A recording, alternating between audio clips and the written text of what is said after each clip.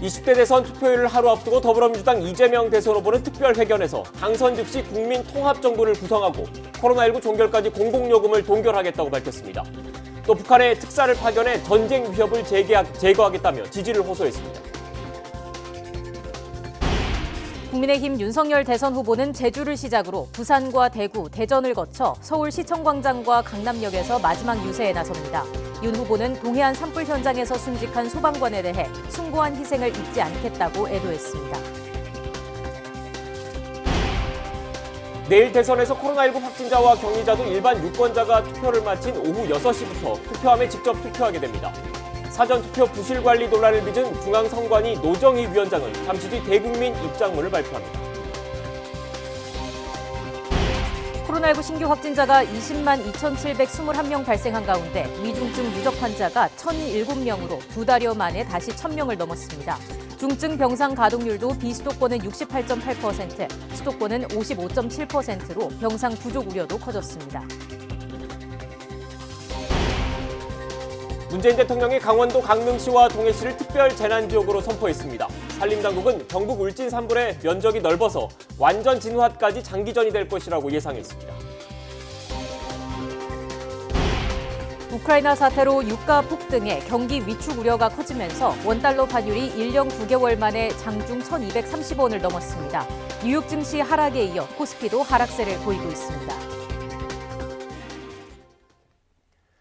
시청자 여러분 안녕하십니까? 뉴스앤 이슈 시작합니다. 문재인 대통령은 제20대 대통령 선거를 하루 앞두고 나라와 국민의 운명과 미래를 결정할 투표에 적극적으로 임해달라고 말했습니다. 사전투표 부실관리 논란을 빚은 선관위에는 철저한 투개표 관리를 당부했습니다. 문 대통령의 국무회의 모두 발언 직접 들어보시겠습니다.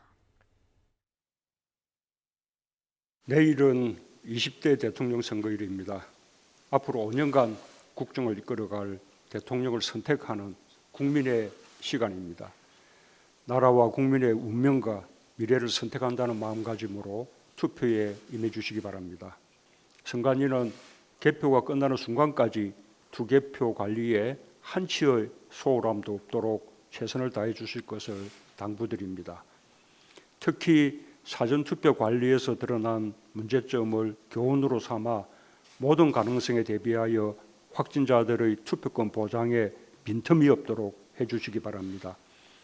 확진자들의 투표에 많은 시간이 소요되거나 장시간 대기해야 한다면 고통스럽기도 하고 정세가 나빠질 가능성도 없지 않습니다. 투표가 원활하게 이루어질 수 있게 하는 데에도 특별히 신경을 써주시기 바랍니다.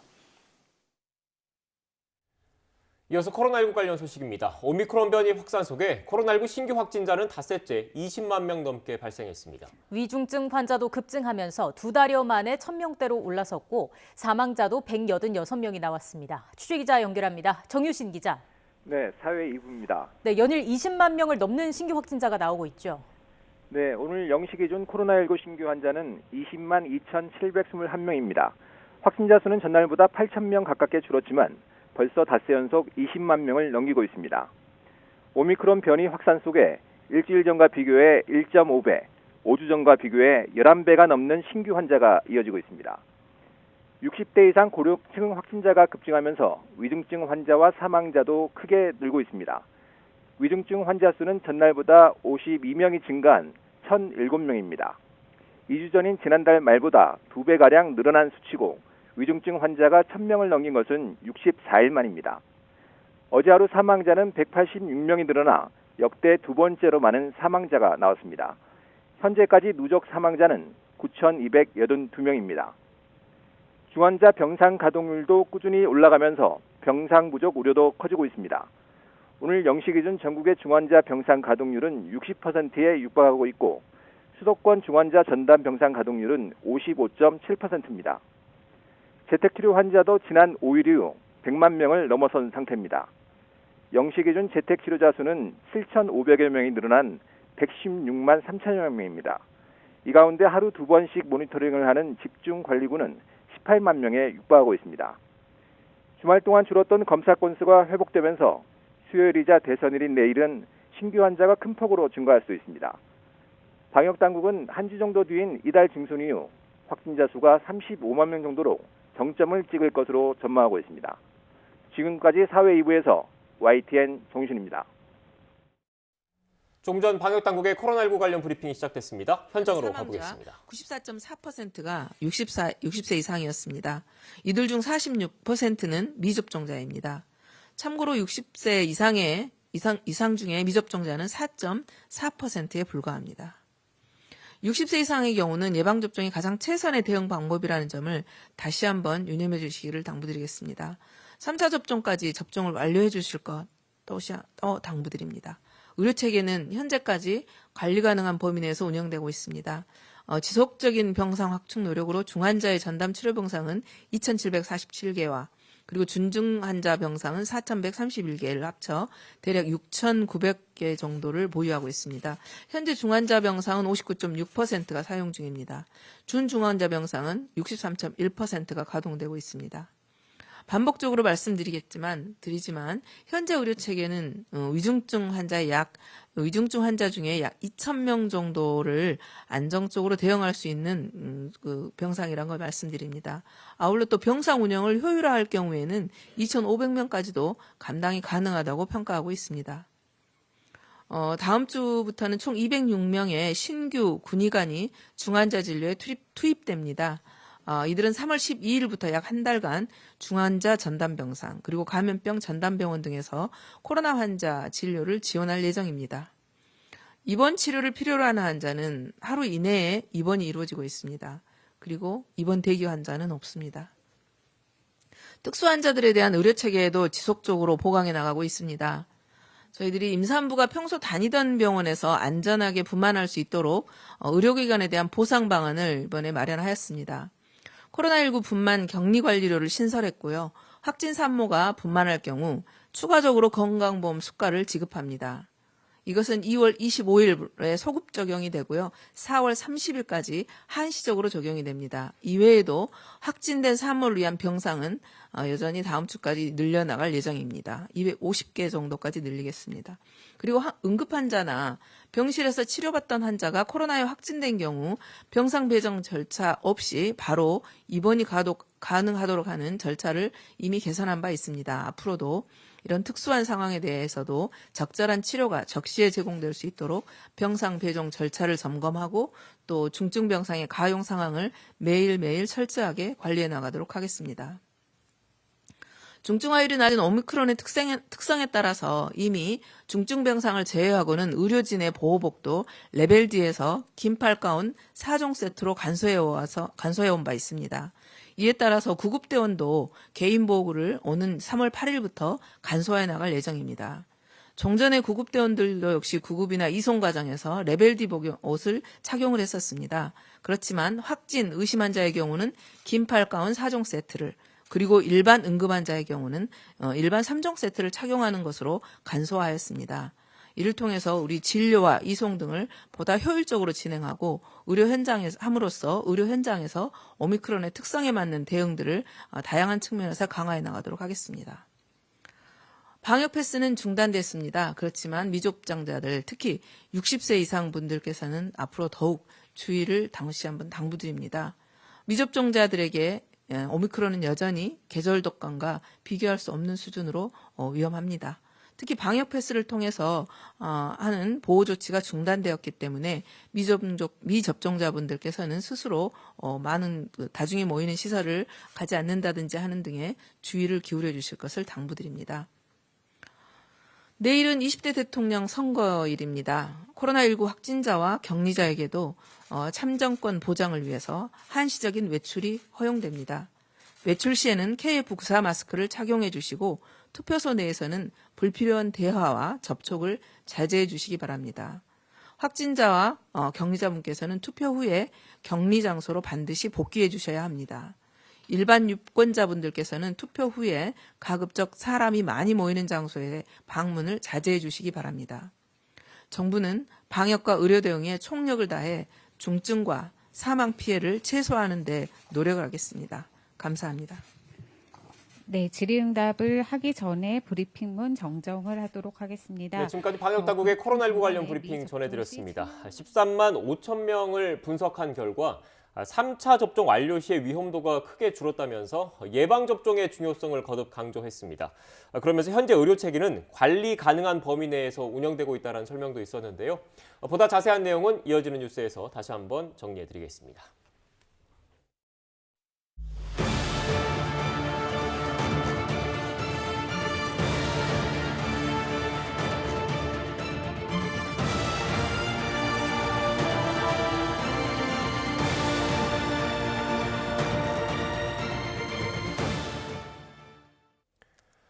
네, 경북 울진 산불 닷새째 산림당국이 총력전을 펼치고 있지만 불은 여전히 꺼지지 않고 있습니다. 삶의 터전을 잃은 주민들은 피해 보상이 제대로 될까 막막해하고 있다고 합니다. 자세한 이야기 현장에 나가 있는 취재 기자 통해서 들어보겠습니다. 김철희 기자. 네, 경북 울진군 꿀벌 농장에 나와 있습니다. 네, 지금 그것도 산불 피해를 입은 곳이죠? 네, 제가 나와 있는 이곳 경북 울진군 꿀벌 농장은 산불에 피해를 입어서 곳곳이 까맣게 타 버렸습니다. 제 옆을 보시면 농장에서 원래 창고 용도로 사용하던 건물이 보이실 텐데요. 불에 모두 다 무너져 내렸고 이제 무엇이 들어있었는지도 알아보기 힘들게 형체가 변해 버렸습니다. 제 뒤로 보시면은 꿀통을 넣으면 벌꿀이 분리되던 채밀기가 놓여져 있는데요. 역시 불에 모두 타버려 이제 사용을 할 수가 없게 돼버렸습니다. 농장 문짝도 역시 불에 타 떨어져 내렸고요. 이렇게 농장 전 곳곳이 불에 타 무너져 내리자 농장 주인은 앞으로 어떻게 생계를 꾸려 나가야 할지 막막하다고 취재진에게 털어놨는데요. 농장주 목소리 직접 들어보시겠습니다. 삶의 터전을 마련하기 위해 가지고 여기에 최선을 다해가지고 노력을 했었습니다. 제 노력한 7년간의 노력한 비용은 빼고 들어간 비용만 한 1억 5천 되는데 정부에서 지원해 줄 수 있는 금액은 너무나 한정적이고 이렇게 모두가 산불 때문에 애가 타고 있지만 불이 꺼졌다는 소식은 좀처럼 들리지 않고 있습니다. 지금까지 17,000헥타르가 넘는 산림이 산불의 영향을 받은 것으로 조사됐는데 여전히 진화는 절반가량 이뤄진 겁니다. 산림청은 산불 발생 면적이 워낙 방대해 진화에 어려움이 있다고 전했습니다. 여기에 건조한 날씨와 수시로 바뀌는 바람까지 말썽인데요. 산림당국은 오늘은 더 공세적인 진화 작업으로 전환해 눈에 보이는 성과를 내겠다고 밝혔습니다. 우선 당국은 오늘 헬기 80여 대를 띄워 진화 작업을 이어갑니다. 오전 브리핑에서 산림청은 동해시와 강릉 산불이 오전 중 마무리될 것으로 보이는 만큼 모든 자원을 동원해 불을 끄겠다고 밝혔습니다. 다만 산불 발생 범위가 워낙 광범위한 만큼 항공과 지상으로 역할을 나눠 선택과 집중을 하는 방식으로 성과를 내겠다고 설명했습니다. 특히 오늘 낮 2시쯤부터는 바람 방향이 다시 동풍으로 바뀔 것으로 보여 오늘도 완전 진화는 어려울 것으로 보입니다. 이번 산불로 이재민도 수천 명이 발생했는데 현재 393명이 여전히 대피소에 남아 있습니다. 지금까지 경북 울진군 꿀벌 농장에서 YTN 김철입니다. 강원도 강릉, 동해 지역 산불도 나흘째 이어지고 있습니다. 산림당국은 오전 중에 이곳 지역에 큰 불길을 잡고 남는 진화 인력과 장비를 울진 등에 동원할 계획입니다. 현장에 취재기자 나가 있습니다. 김혜린 기자. 네, 동해시 신흥마을에 나와 있습니다. 네, 주변에서 헬기 소리 같은 것도 좀 들리는 것 같은데 진화 헬기가 계속 작업 중인 겁니까? 네, 진화 헬기가 인근 저수지와 야산을 오가면서 마을은 헬기 소리로 가득합니다. 이곳 동해시 신흥마을에는 오늘 새벽 인근 야산에서 시뻘건 불길이 다시 치솟았는데요. 진화 헬기가 연신 물을 뿌려대면서 지금은 불길이 잡힌 모습입니다. 마을 인근 야산에는 군 장병과 소방, 산림청 진화 인력 등이 분주히 돌아다니며 뒷불 정리 등 작업을 벌이고 있습니다. 나흘째 이어진 강릉, 동해 산불 진화율은 90%로 어제 낮보다 높아졌습니다. 산림당국은 오늘 강릉 동해 지역에 헬기와 진화 인력 1,500여 명을 투입해 진화 작업에 속도를 내고 있습니다. 현재 비천동에 진화됐던 잔불이 다시 발화하면서 이곳 진화에 총력을 기울이는 상황입니다. 강릉 동해 지역은 어제 주불 진화가 가능할 것으로 기대됐는데요. 하지만 짙은 연기로 시야 확보가 어려워 낮 한때 헬기 진화 작업이 중단되는 등 어려움을 겪었습니다. 오늘도 습도가 20에서 30% 정도로 건조경보가 발효돼 상황이 쉽지만은 않습니다. 바람이 초속 4m로 예보돼 그나마 다행인 상황입니다. 산림당국은 오늘 오전 중에 이곳 지역에 큰 불을 잡고 남는 인력과 장비를 울진이나 삼척 등 상황이 더 심각한 곳에 보내겠다는 계획입니다. 지금까지 강원도 동해시 신흥마을에서 YTN 김혜린입니다. 이런 가운데 정부는 산불 피해가 심한 강원도 강릉과 동해시를 특별 재난지역으로 추가로 지정했습니다. 문재인 대통령은 오늘 오전 대형 산불로 극심한 피해를 입은 강릉과 동해시에 대한 특별 재난지역 선포를 제가했습니다. 청와대는 강릉과 동해시의 산불 피해가 확산되면서 수습과 복구 등 국가 차원의 지원을 위해서 특별 재난지역으로 추가로 선포했다고 설명했습니다.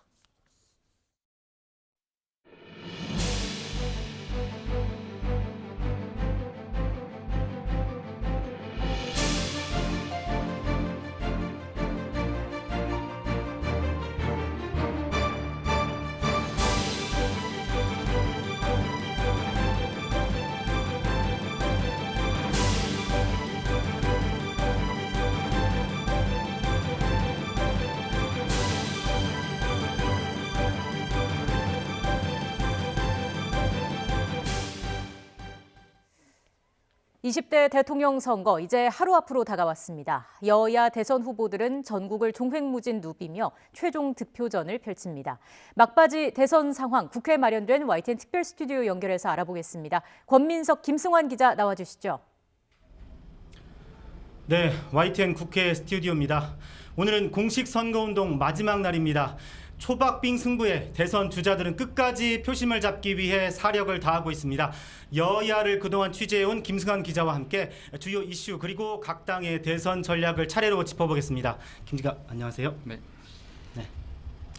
먼저 민주당 이재명 후보 일정부터 알아보겠습니다. 이 후보는 오늘 최대 승부처인 수도권을 공략하죠? 네, 먼저 이재명 후보는 오늘 오전에 여의도 민주당사에서 특별 기자회견을 열었습니다. 위기 극복과 국민 통합 등을 강조하면서 마지막 대국민 지지를 호소했는데요. 이 내용 직접 들어보시죠. 이재명 정부라는 표현은 국민 통합 정부보다 앞설 수 없다는 점을 다시 한번 말씀드립니다. 국민 통합 추진위원회를 중심으로 당선 즉시 국민 통합 정부 구성에 착수하겠습니다. 네, 이후로 이 후보는 서울 여의도와 경기 파주 또 인천 서구와 광명 유세에 나서는데 저녁에는 촛불 집회 등 정치적 상징성을 지닌 광화문 청계광장에서 지지층 결집에 나섭니다. 홍대에서 2030 세대를 공략하면서 오늘 공식 선거운동을 마무리 짓습니다. 네, 이재명 후보 오늘 수도권을 순회하면서 어떤 메시지 좀 강조하게 될까요? 네, 수도권이 아무래도 최대 승부처인 만큼 중도층 그리고 부동층이 많기 때문에 이런 부분에 대해서 중점적으로 공략을 하는 것으로 보이는데요. 이 후보는 준비된 후보다, 또 국정 운영에 있어서 안정감을 가졌다는 점을 강조할 것으로 보입니다. 민주당 선대위에서는 이 후보가 한 곳이라도 더 국민과 만나고 싶다는 의사를 보여서 몇 군데 일정을 더 추가했다고 설명을 했고요.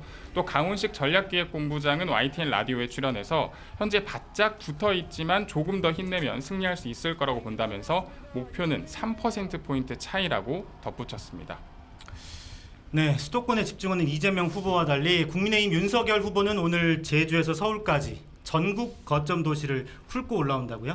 네, 윤석열 후보는 이미 제주에서 오전에 유세를 시작했고 오후에 부산과 대구, 대전을 거치는 경부선 상행선 유세를 합니다. 조금 전 제주 유세에서는 제주를 책임 있게 변화시키겠다고 강조했습니다. 이 내용도 직접 들어보시죠. 제주에 약속만 하고 제주 도민들의 기대를 저버린 저런 이기적인 정치 세력과 달리 저는 제주도를 제대로 책임있게 변화시키겠습니다.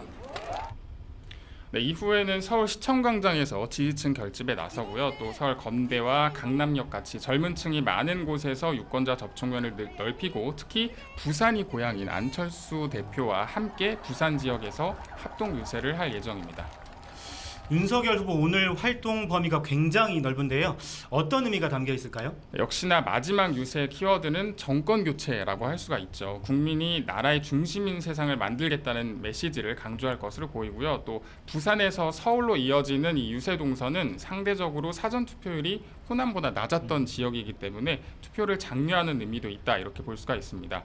이준석 대표는 오늘 CBS 라디오와 인터뷰에서 개인적으로는 10%포인트까지도 차이가 날 것이라면서 승리를 자신했습니다. 그렇다면 삼지대 정의당 심상정 후보도 오늘 서울 민심 공략에 집중하죠? 네, 심상정 후보는 먼저 서울 노원구민과 강북구민들을 오전에 만났고요. 또 그에 앞서서 라디오 인터뷰에서는 거대 양당 속에서 다당제의 의미를 강조하면서 지지를 호소했는데요. 직접 들어보시죠. 선거 때만 되면 표가 아쉽다고 소수당 뿔안치는 게 통합정치냐 반문하고 싶고요. 진정한 통합정치가 이루어지려면 다당제가 돼야 됩니다. 그리고 소신투표가 돼야 되죠. 이어 잠시 뒤부터는 고려대와 이화여대, 신촌에서 청년 세대와 만나서 한 표를 행사하고요. 또 대학로에서 열리는 세계 여성의 날 민주노총대회에도 5회 참석하면서 전통적인 지지층 공략에 나섭니다. 마지막 유세에는 이 후보와 마찬가지로 서울 홍대인데 자정까지 도보선거 운동을 하면서 매우 빡빡한 일정을 소화합니다. 네, 이번 대선에선 또 이 선관위 사전투표 부실관리 사태가 막판 뇌관이 됐습니다. 확진자의 투표용지를 종이상자 소쿠리에 담아서 투표함으로 옮기다가 논란을 빚었는데요. 오늘 선관위 기자회견도 예정돼 있죠? 네, 잠시 뒤인 낮 12시에 노정희 위원장이 과천청사 기자실에서 국민께 드리는 대담화문을 발표합니다. 발표에서는 사전투표 과정에서 발생한 혼선에 대해서 말하면서 사과할 내용이 담길 것으로 알려졌는데요.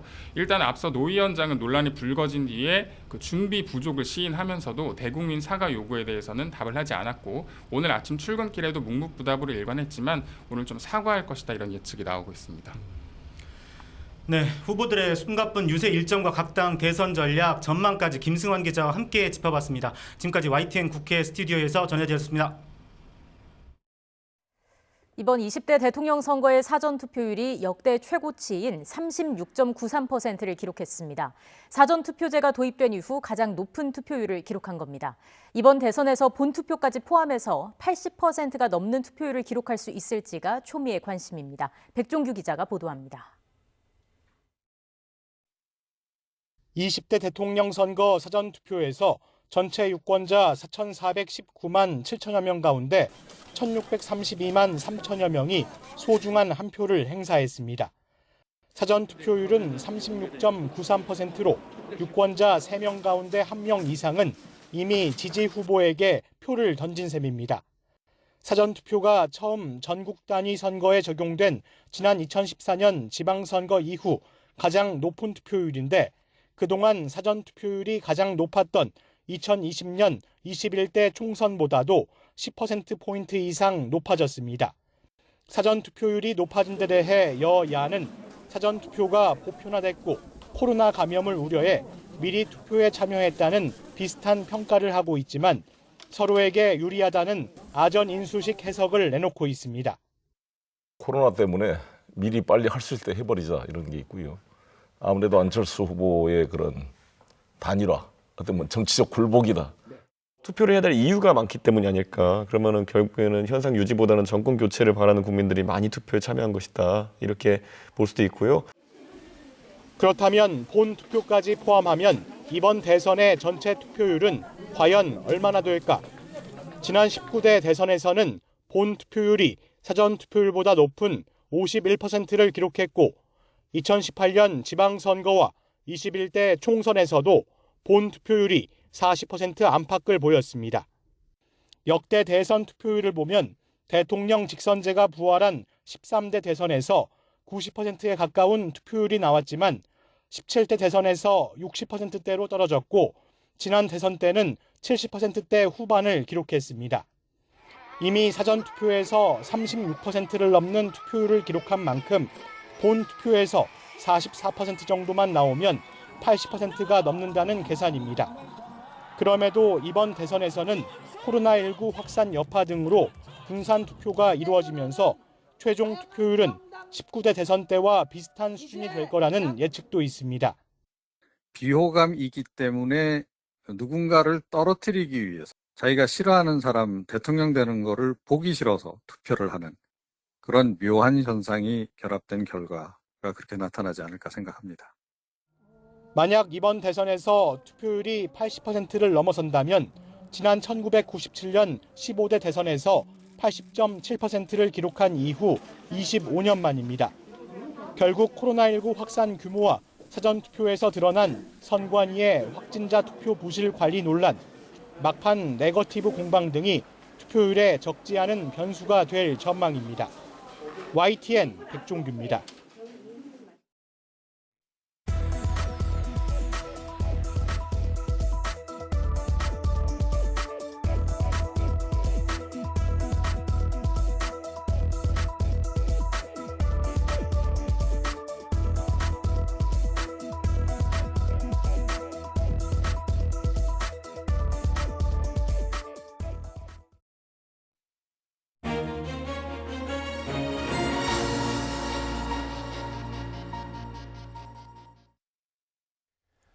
러시아의 우크라이나 침공으로 유가를 비롯한 각종 경제 지수가 요동치고 있습니다. 글로벌 증시를 비롯한 우리 경제 상황, 이정환 한양대 경제금융학부 교수와 함께 자세히 짚어보겠습니다. 어서 오십시오. 네, 안녕하세요. 교수님, 먼저 국제 유가부터 살펴봐야 될 것 같은데 저희가 준비한 그래픽이 있습니다. 그래픽을 좀 준비되는 대로 띄워주시겠습니까? 네, 최근 국제 유가 움직임 심상치가 않습니다. 종가 기준으로 놓고 봤을 때 북해산 브렌트유 같은 경우에는 3월 7일 기준 123달러를 넘어섰고 배럴당이요. 그리고 두바이유는 118달러를 넘어섰습니다. 서부 텍사스산 원유도 지금 119달러를 넘어섰는데 지금 우리나라가 주로 수입하는 원유가 두바이유여서 상대적으로 다른 그 원유보다는 가격대가 좀 낮게 형성돼 있긴 하지만 최근에 이 국제 유가 급등 추이에서 벗어나기 힘든 상황인 거죠? 예, 원유 가격이란 것이 사실은 어디나 원유란 생산물 자체가 표준화되어 있는 상품이기 때문에 물론 이제 거래에 대한 비용은 따로 정해질 수 있지만 기본적으로 추세는 따라갈 수밖에 없다라고 말씀드릴 수 있겠고요. 근데 이제 근본적으로 이렇게 고유가라고 이야기하죠. 어제 서부 텍사스산 원유가가 130달러를 넘어서 이제 사실은 금융위기, 2008년 금융위기에 굉장히 가격이 높았을 때 수준으로 올라갔다라는 이야기도 많이 하는데요. 네. 사실은 그동안에 셰일가스라는 저렴한 에너지 자원이 개발이 됐음에도 불구하고 이렇게 가격이 높았다는 것은 원유가가 상당히 실질적으로도 굉장히 높은 수준이다라고 이야기할 수는 있겠습니다. 근데 잘 돌이켜 보시면 작년에 여러분 보시면 유류세 인하를 했죠. 유류세 네. 인하를 한번 했는데 유류세 인하를 했다는 것은 그만큼 기름값이 높았다는 반증이고요. 그게 왜 이렇게 기름값이 높으냐? 기본적으로 수급이 잘 안 돼서라고들 많이 보고 있습니다. 네. 세계가 이제 코로나19를 맞이하게 되고 탈탄소 에너지에 대해서 굉장한 관심도를 많이 보이게 되면서 산유국 기구죠. 오펙에서 이제 원유 생산량을 굉장히 감축하고 있습니다. 그러니까 어차피 이제 점차 에너지 자원이 다른 쪽으로 넘어가면은 지나치게 과잉 생산했다가 나중에 투자를 회수하지 못하는 이런 케이스를 미연에 방지하고자 이제 원유 공급량을 어떻게 보면은 컨트롤한다고 말씀드릴 수 있겠고요. 두 번째는 이란의 문제가 있는데 사실 이란이 굉장한 원유 수출국이죠. 근데 미국과의 관계가 좋지 않아서 이란의 원유가 수출이 되지 않는 이런 현상들 때문에 기본적으로 원유가가 예전 그 코로나19 이전에는 40달러, 30달러 이 정도를 기록했는데 이미 러시아 사태 전에도 80달러, 90달러까지 올라간 상황이었고요. 예. 근데 이제 러시아 사태가 특히 이제 세계 제2의 산유국인 러시아 같은 데 경제 제재가 올 것이다. 미국이 러시아에서 수입을 안 할 것이다라는 이런 여러 가지 복합적인 경제 상황이 겹치면서 어떻게 보면은 원유가 상승을 촉매한 어떻게 기폭제 역할을 했다라고 보시면 아마 정확한 결론이지 않을까 생각하고 있습니다. 예, 그 러시아 제재 말씀을 해주셨는데 그렇기 때문에 그 여파가 지금 이런 추이가 단시일 내에 좀 정리가 되지 않을 것이다 이런 전망이 좀 나오고 있는 것 같더라고요. 예, 사실 이런 거를 분석하려고 그러면 수요 측면도 봐야 되는데 어떻게 보면 미국이 위드 코로나로 가고 있죠.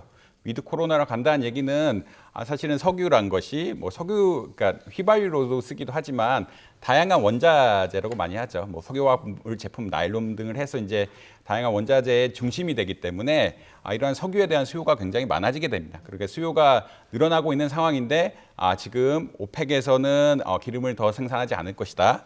이란과의 관계는 아직 특별한 해결책을 보이지 않는 상황이고, 물론 이제 대화를 하겠다라는 그런 계속 메시지를 보내고 있고, 이것을 해결해서 이란은 다시 국제 경제 사회에 와서 이제 원유 수출을 돕겠다라는 그런 이야기도 있지만 아직까지는 큰 진전이 없는 상황이고요. 그런 데다가 이제 러시아 사태가 장기화되지 않을까라는 이런 우려가 지속이 되면서 단기간에 원유가 하락을 예측하기는 쉽지 않은 상황이다라고 말씀드릴 수 있겠습니다. 물론 이제 뭐 110에서 120, 130 이 정도 왔다 갔다 하겠지만 이 수준이 예전에 러시아 전쟁 이전에 $90 수준, 뭐 그 아래로 급격하게 내려가기를 기대하기는 조금 어려운 것이 아닐까 그렇게 평가하고 있습니다. 네, 지금 저희가 화면 하단에 자막으로도 나갔었는데 국제 시장에서는 이 부분에 또 주목을 하고 있는 것 같더라고요. 미국이 러시아산 원유 금수 조치, 그러니까 수입 금지 조치를 검토하고 있다라는 얘기가 나오면서 러시아산 그 원유를 수입하지 않으면 그만큼 국제 시장의 공급은 줄어드는 거지 않습니까? 그래서 자연스럽게 국제 유가가 더 오를 것이다, 이런 그 전망도 내놓고 있던데 교수님께서는 어떻게 보십니까?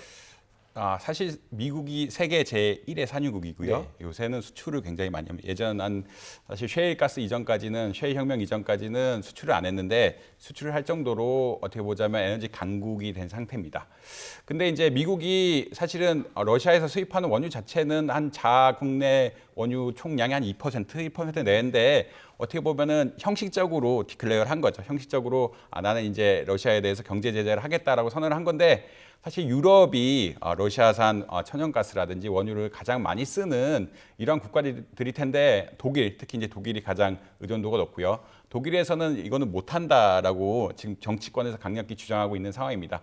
왜냐하면 천연가스가 공급이 중단된다든지 원유 공급이 중단되면은 당장 어떻게 보면은 보일러를 돌린다든지, 그러니까 실생활을 돌릴 수 있는 기반 자체가, 인프라가 구축이 안 되기 때문에 제가 알기로는 나토 등 이제 독일, 특히 독일 중심으로 이걸 굉장히 반대하는 입장이라, 물론 이제 어떻게 보면 선언적으로 이제 러시아 원유는 수입 안 하겠다, 미국 내로 수입 안 하겠다라는 정책은 나가고 있지만, 근본적으로 서유럽에서 이것을 받아들여서 천연가스 공급을 끊고 원유 수입을 중단하는 이런 계기는 좀 쉽지 않지 않을까. 그래서 에너지 수입에 대한 전면적인 어떤 제한은 쉽지 않은 상황인 것 같다라고 말씀드릴 수 있겠습니다. 네. 유가 외에 다른 원자재 가격이 어느 정도 수준으로 오르고 있는 건가요?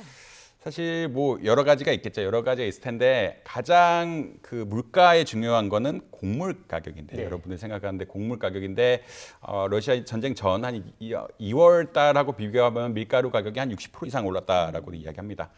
특히 이제 우크라이나, 여러분 고등학교 때 생각하면은 세계 지리 시간에 세계 3대 곡창이라는 이야기를 많이 하는데, 세계 3대 곡창이라는 얘기는 그만큼 밀 생산을 많이 한다.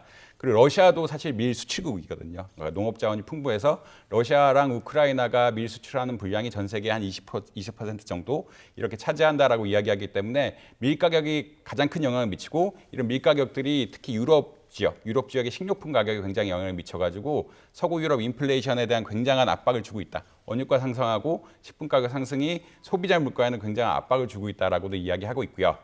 그다음에 우크라이나나 러시아나 굉장히 땅이 넓죠. 땅이 넓다는 얘기는 그만큼 좋은 자원, 광물 자원들이 있을 확률이 높고요.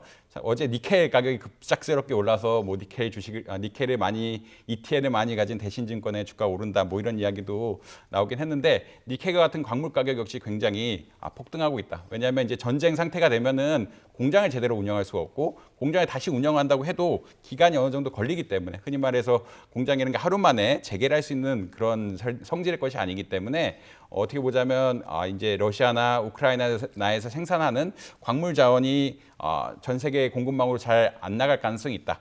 러시아는 흔히 말한 경제 제재 때문에 못 나갈 것이고요. 우크라이나는 자국 내 생산 시설의 파괴 혹은 생산 시설을 돌리는데 어떤 충분한 기간이 필요하기 때문에 그런 게 어렵지 않을까. 이런 것들 때문에 사실 원자재 가격 지수 같은 것들이 많이 상승하고 있는데, 뭐 S&P 원자재 가격 지수가 한 20% 기간 내 전쟁 이후 한 20% 이상 상승했다. 그러니까 전체를 다 봐도 20% 이상 상승한 거고, 아까 곡물과 같은 중요한 자원인 곡물과 같은 것은 굉장히 많이 상승하고 있는 이런 양상을 보이고 있어서, 흔히 말해서 물가 관리에 혹은 여러분 소비자 물가에 굉장한 악영향을 끼치고 있다라고 볼 수 있겠습니다. 네, 이렇게 유가 그리고 곡물가, 에너지 자원 이런 가격들이 요동치는 게 금융시장에도 지금 타격을 주고 있습니다. 특히 외환 시장이 심상치 않은데 관련해서 환율 그래픽이 좀 준비가 돼 있거든요. 좀 띄워주시겠습니까? 네, 보시는 것처럼 지금 원달러 환율이 치솟고 있습니다. 어느새 이렇게 달러 값이 올랐나 이렇게 말씀하시는 분들도 계시던데 지금 현재 추이 어떻게 보고 계십니까, 교수님께서? 예, 오늘 아침 뉴스 보면은 1230원 돌파했다고 나오고 제가 11시에 확인했을 때도 1231원인가 돌파를 했던 지금도 1232원 나오고 있네요. 그 정도 돌파를 했던 건데 사실은 코로나19 사태 때 1285원보다 더 높은 상황이죠. 어떻게 보자면 굉장히 높은 수준이다라고 이야기할 수 있겠고요. 사실 코로나19 때는 미국이 통화 수합을 해주면서 달러 유동성을 공급하겠다라고 이야기하면서 이제 외환이 안정이 됐는데 지금은 그런 상황은 아닌 것 같고요. 그렇게 미국이 뭐 달러 공급을 통해서 어떻게 보면 외환 시장을 안정시킬 수 있는 상황은 또 아니라서 약간은 환율 인상 추세가 계속 가지 않을까라고도 많이 평가하고 있습니다. 네. 특히 문제가 되는 것은 지금 2월 16일 날, 죄송합니다. 3월 16일 날 러시아 부채들이 부도가 나지 않을까라는 그런 우려가 있으면서 결국 국제금융시장 전반적으로 결국 한 나라의 국채가 부도가 나면은 그 나라 부채를 가진 다른 나라들에 굉장히 영향을 미치게 될 거고요. 다른 나라들에 손실이 나게 되니까 이런 돈들이, 이런 자금들이 가장 안전한 자산인 달러로 흘러가는 경향들이 있고 이렇게 달러로 흘러간다는 얘기는 달러에 대한 수요가 는다는 이야기겠죠. 달러에 대한 수요가 원화에 비해서 늘어나기 때문에 흔히 말해서 원달러 환율, 그러니까 달러의 가치가 올라가고 원화의 가치가 떨어져서 이제 표기가 올라가는 그런 상황인데 이런 상황들이 좀 지속되지 않을까 그런 우려가 많습니다. 그때는 사실 코로나19만 해도 통화 수합, 그 국제 간에 어떻게 보면은 협약을 통해서 외환 시장을 안정시키는 게 조금 가능한 시점이었는데 지금은 이미 그런 거가 온 상태에서 다른 국채 문제와 같은 큰 문제들 그리고 불확실성이라고 이야기하죠. 그 러시아 경제 제재에 대한 불확실성이 굉장히 커지면서 어떻게 될지 모르는 상황이 이어지고 있기 때문에 환율을 안정시키기가 쉽지 않을 수도 있다라고 평가하고 있습니다. 네, 교수님 지금 말씀하신 걸 들어보면 결국 그 안전자산인 그 달러에 대한 수요가 높아져서 달러 가치는 상대적으로 오르고 그에 반해서 원화 가치, 우리 원화 가치는 상대적으로 떨어졌다라는 말씀이신 거잖아요. 그런데 좀 걱정되는 거는 앞서 쭉 설명하셨던 것처럼 기름값도 오르고 있고 곡물가도 오르고 있는데 우리나라 같은 경우에는 외국에서 전량 에너지 자원이라든지 기름이라든지 수입하는 나라이지 않습니까? 그런데 달러를 주고 사와야 되기 때문에 상대적으로 수입 물가를 자극할 수밖에 없을 것 같아요. 물론 수출할 때는 가격 경쟁력 측면에서 우리나라에 도움이 되는 측면이 있겠지만 이 고물가 추이에서 좀 악영향을 미칠 것 같다는 생각도 드는데 어떻습니까? 사실 뭐 굉장히 악영향을 미칠 수 있을 가능성이 높습니다.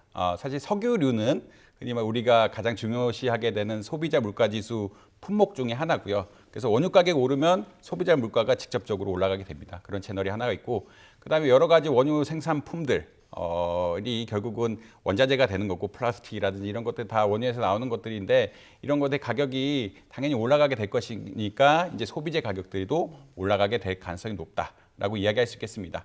그리고 이렇게 생산물가 가격이 올라가게 되면은 물론 앵커님이 말씀하신 것처럼 수출 경쟁력이 좋아져서 결국 수출에 조금 플러스란 요인이 있는데 근데 그것은 외국의 수요가 동일할 때 가능한 이야기고 지금 상황에서는 인플레이션 압박이 계속 나오고 있고 이런 것들이 흔히 말해서 서구라든지 미국 이런 데 수요를 자극하게 된다면 수출도 기대만큼 안 커질 가능성이 높기 때문에 전반적으로 수출도 약간 위축될 가능성, 물가는 많이 상승할 가능성, 수입 자체는 늘어날 가능성으로 약간의 무역에서 흔히 말하는 수지에서 좀 손해를 볼 가능성도 있는 그런 상황이다라고 말씀드릴 수 있겠고요.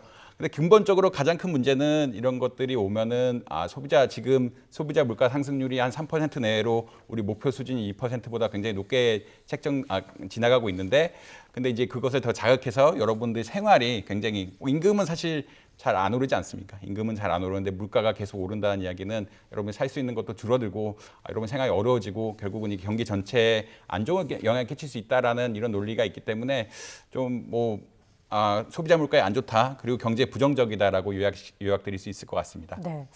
자, 이렇게 유가, 환율이 동시에 오르면서 연쇄적으로 국내외 주가 상황도 좋지 않은 상황입니다. 지금 보니까 11시 34분을 기준으로 했을 때 코스피는 2634선까지 내려왔고요.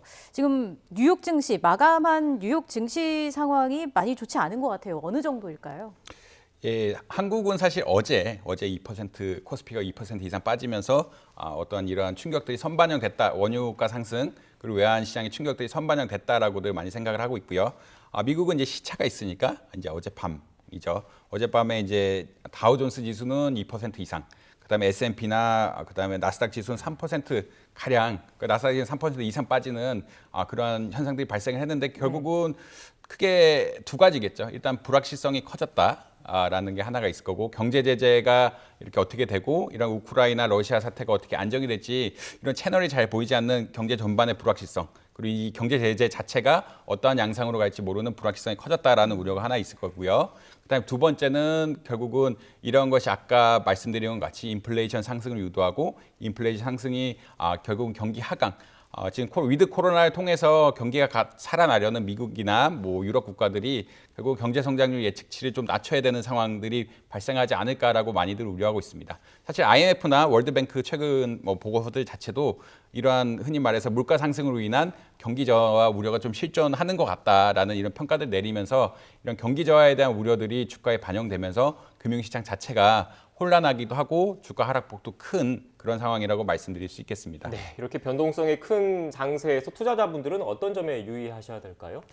사실 투자자분들 이 상황에서는 그러니까 보통은 안전자산, 그러니까 아까 말씀드린 것처럼 외화 자산 역시 안전자산으로 흘러간다라고도 이야기를 많이 했는데, 이렇게 경기가 불확실할 때는 안전자산 쪽으로 돈을 투자하는 게 당연히 뭐 바람직한 방향이라고 할 수가 있겠고요. 그 다음에 이제 최근에 금이라든지 이런 실물 자산, 상품 자산의 가격이 좀 올라가고 있다라고들 평가를 하고 있어서, 이런 흔히 말해서 전통적인 주식 말고 이제 물가 상승기라든지 혹은 경제 전반이 안 좋아질 때 수익을 얻을 수 있는 대체 자산들에 대한 어떤 고민들을 충분히 해보셔야 되지 않을까, 그렇게 생각하고 있습니다. 네. 마지막으로 이 질문도 좀 드려야 될 것 같아요. 그러니까 말씀하신 걸 쭉 들어보면 경기는 안 좋은데 이런저런 공급 요인들, 지정학적 리스크로 인해서 물가는 오르는 이른바 스태그플레이션 가능성도 배제할 수 없다, 이런 말씀이신 겁니까? 사실 이게 인플레이션 압력이 지속되고요. 인플레이션 상승 압력이 지속되면은 결국은 여러분들 어떤 상황이라고 생각할 수 있냐면, 여러분 월급은 가만히 있는데 물건 가격, 여러분이 사야 될 물건 가격은 굉장히 올라가는 상황이 있고요. 이렇게 사야 될 물건 가격이 굉장히 올라가면 어떻게 되느냐? 여러분 살 수 있는 물건이 줄어들게 되고, 물건을 못 사면은 결국 기업의 성과도 안 좋고 고용도 안 좋아지고 전반적으로 경제 전반에 부도율이 높아지는 채널이 결국 스태그플레이션이라는 채널인데, 이러한 가능성이 없지는 않다라고도 생각하고 있습니다. 왜냐하면 경제 성장률 자체가 아직까지 코로나19 이후에 회복된 상태는 많이 아니고요. 이것이 지금 시작되는 단계인데 물가 상승 압력이 너무 지나치게 오면서 투자라는 것들이 지연이 되고 하는 이런 상태가 오기 때문에 아마 스태그플레이션의 가능성도 조금 있는 상황이다라고 말씀드릴 수 있겠습니다. 네. 지금 뭐 이렇게 경기 상황이 안 좋다 보니까 금리를 어떻게 할지에 대한 논의도 좀 궁금하긴 합니다. 미국 같은 경우에도 원래 0.5%포인트 기준금리 인상하는 것 아니냐 이런 얘기 나왔는데, 이른바 빅스텝은 하지 않고 좀 금리 수준을 경기 상황을 좀 봐서 그 조정을 하려는 움직임도 나오고 있는데, 미국 금리 그리고 우리나라 금리는 어떻겠습니까? 사실 인플레이션 자체는 금리를 올리는 요인이긴 합니다. 왜냐하면 중앙은행이란 것은 인플레이션 관리가 굉장히 제1 목표인 기관이고요. 인플레이션을 흔히 말하는 안정 수준, 뭐 자연 수준에서 유지를 하면서 2%, 우리나라라면 2% 내외를 유지하면서 경제 전반을 안정적으로 운영하는 게 중요한 과제이기 때문에 인플레이션을 유지해야 된다는 그런 이유가 있어서 금리를 올리려는 인센티브도 있지만, 지금 상황 자체는 이런 인플레이션 압력 때문에 어떻게 보자면 스태그플레이션, 경기가 저하되고 특히 투자나 고용이 위축되면은 이러한 경기 성장, 흔히 말하는 장기적으로 경제에 문제가 되고, 이에 따라서 부도가 많이 생기게 되면 실질적으로 GDP 하락이라든지 흔히 말하는 금융시장 자체도 타격이 오게 되는 이런 상황이 오게 되는데, 이런 것을 막고자 한다 그러면 사실은 빅스텝 이야기하시죠. 0.5%를 이야기하셨는데, 이 0.5%보다는 완만하게 보다 시장의 충격을 덜 주면서 경기를 조절하고 물가 상승 압력이나 이런 것들 조절하는 정책을 필 가능성이 높다라고 말씀드릴 수 있겠습니다. 근데 하나 지적해야 될 것은, 사실은 인플레이션이 물론 이제 사실은 여러 가지 대체 에너지가 나오면서 인플레이션 자체가 금리를 더 추가 인상시키는 요인으로 작용할 가능성은 크지 않긴 하지만, 인플레이션율이 뭐 예를 들어 10%까지 간다라고들 보면은 많은 경우 금리를 많이 올려서 잡는 수밖에 없다라고 평가들을 하고 있어서 이런 것들을 잘 한번 주시를 하면서 뭐 보시면 되지 않을까라고 생각하고 있습니다. 네, 그러니까 뭐 한국은행을 비롯해서 금융당국의 기본적인 목표가 물가 안정과 완전 고용이라는 두 가지 큰 목표를 갖고 있는데 지금 두 개 다 지금 위태위태한 현재 상황인 거지 않습니까? 그래서 정책적으로 얼마나 잘 조율을 할지 좀 지켜봐야 한다는 취지의 말씀이셨던 것 같습니다. 지금까지 이정환 한양대 경제금융학부 교수와 함께 관련된 내용 짚어봤습니다. 오늘 말씀 고맙습니다. 고맙습니다.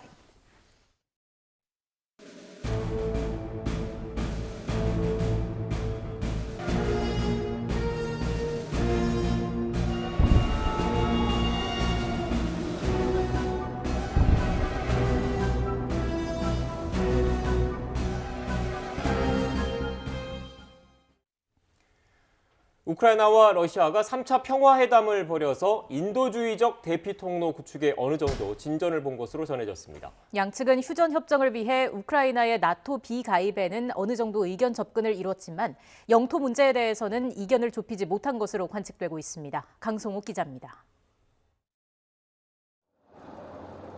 러시아와 우크라이나가 벨라루스 서남부 브레스트주의 벨라베슈 숲에서 3차 회담을 가졌습니다. 양측은 민간인들의 인도주의적 대피 통로 문제에 대한 일부 진전을 본 것으로 전해지고 있습니다. 러시아 크렘린궁은 협상을 앞두고 언론 인터뷰를 통해 우크라이나의 세 가지 요구 조건을 제시했습니다. 첫째는 나토 비가입, 둘째는 크림반도 병합 인정, 셋째는 돈바스 지역의 도네츠크와 루간스크 친러 분리주의 지역의 독립국가 승인입니다. 젤렌스키 우크라이나 대통령은 러시아의 요구에 대한 해법이 있다며 푸틴 대통령과의 직접 협상을 제안했습니다. We have the possible resolution for these three items, key items. What needs to be done is for President Putin to start talking, start the dialogue instead of living in the informational bubble without oxygen. 나토 비가입 문제에 대해서는 러시아와 우크라이나가 어느 정도 의견 접근을 이뤘지만 영토 문제에 대해서는 이견을 좁히지 못하고 있는 것으로 관측됩니다. Ultimately, there's a trust deficit between both sides, and while the ceasefire is in play, the military on both sides are able to make gains. So it's very difficult to actually enforce. 개전 13일째를 맞은 가운데 러시아와 우크라이나 평화회담의 최대 걸림돌은 영토 문제가 꼽히고 있습니다. 하지만 미국과 서방의 대러시아 강력한 경제 제재와 우크라이나군의 예상 밖의 강한 저항, 그리고 천문학적인 러시아의 전쟁 비용 부담을 감안할 때 양측이 전격적으로 휴전협정을 타결할지 모른다는 관측이 조심스럽게 제기되고 있습니다. YTN 강소옥입니다. 볼로디미르 젤렌스키 우크라이나 대통령이 합의로 설정된 인도주의 통로를 이용한 민간인 대피를 러시아가 좌절시켰다고 주장했습니다. 젤렌스키 대통령은 현지 시간 7일 텔레그램에 게시한 동영상에서 인도주의 통로에 대한 합의가 있었지만 작동했느냐며 러시아의 탱크, 다연장 로켓포, 지뢰가 그 자리에서 작동했다고 말했습니다. 젤렌스키 대통령은 러시아는 점령한 지역에 조그만 통로를 열어서 수십 명에게 개방했다며 이는 선동을 위한 텔레비전 카메라를 향한 것이었다고 말했습니다.